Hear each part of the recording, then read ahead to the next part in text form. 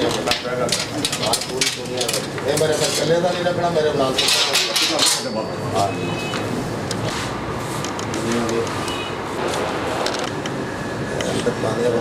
हाँ जी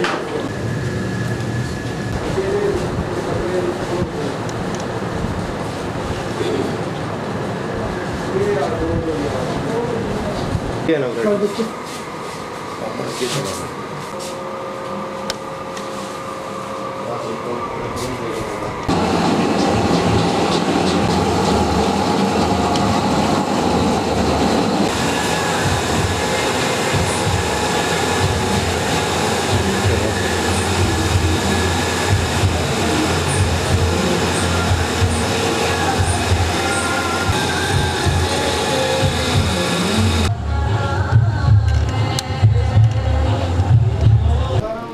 बिस्मिल्लाहिर्रहमानिर्रहीम। अस्सलाम वालेकुम नाज़रीन, आपका अपना मेज़बान नसीम अकमल ख़ान आपकी खिदमत में हाज़िर है।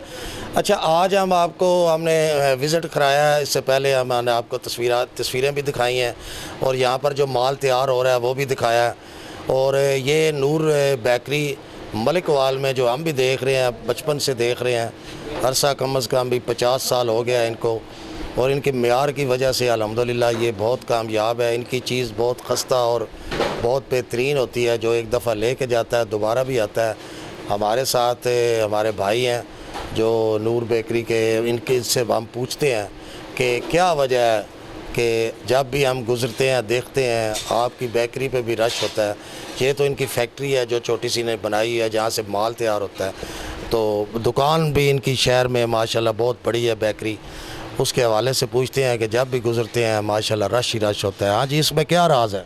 अल्हम्दुलिल्लाह खान साहब, पहली तो बात है कि 50 साल तो साड़ी बेकरी बुजुर्गों के दौर चल रही है और अल्हम्दुलिल्लाह किसी किस्म का असी मटीरियल उत्ते कंप्रोमाइज़ कभी नहीं किया है। चाहे जो भी हो जाए, सफाई और मटीरियल असी फोकस कर दिया।